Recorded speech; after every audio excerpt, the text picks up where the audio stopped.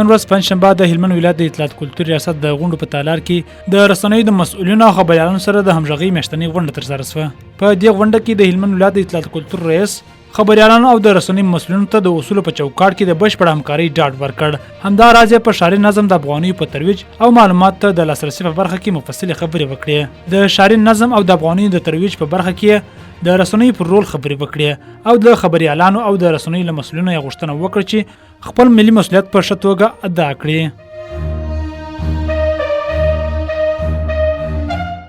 د بامیان ولایت د اطلاعات کلتور ریاست خبر ورکړی دی چې پرون ورځ 10 تنه بهرنیو سیلانیانو د بامیان ولایت له تاریخي آثارو او سیمو څخه لیدنه کړې ده.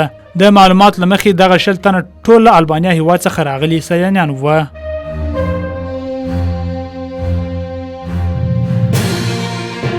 له پاکستان د افغان کډوالو د جبري ایستلو په دوام پرون 1 نورې کورنۍ هم افغانستان ته راستنې شوې دي.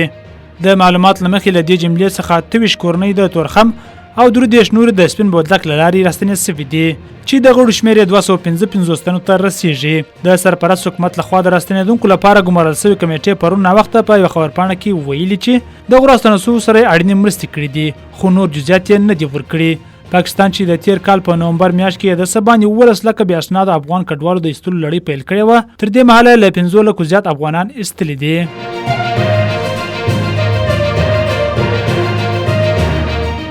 د 19 کلونو د کم عمره نړیوال جام سیالیو په لړ کې افغان لوبډله سبا جمعه خپله درېیمه لوبه د نیپال پر وړاندې ترسره کوي.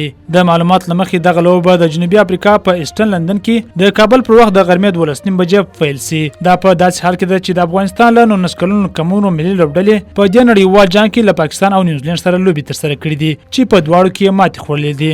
د یادولو وړ ده چې تر 19 کلونو د کم عمره نړیوال جام سیالۍ د جنوري په 19مه د جنوبي افریقا په کوربتوب پیل شوې دي او 14 لوبډلې پکې په 4 بېلابېلو ګروپونو کې لوبېږي.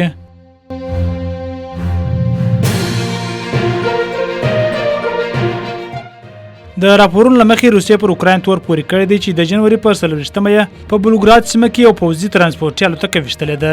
د معلوماتو له مخې په دغه الوتکه کې 40 کسان سپاره وو چې ټول وژل شوي دي. اوکرایني چارواکو د روسیې د دغه ادعا په اړه تر اوسه کوم څه نه دي ویلي. اوکرایني چارواکو په یوه خبرپاڼه کې ویلي و چې ټکر شوی و چې پرون له روسیې سره د عسکرو سرتیرو تبادله وشي، خو په وینا روسیې دوی ته نه دي ویلي چې سرتیر یې په ترانسپورټي الوتکه کې لیږدوي.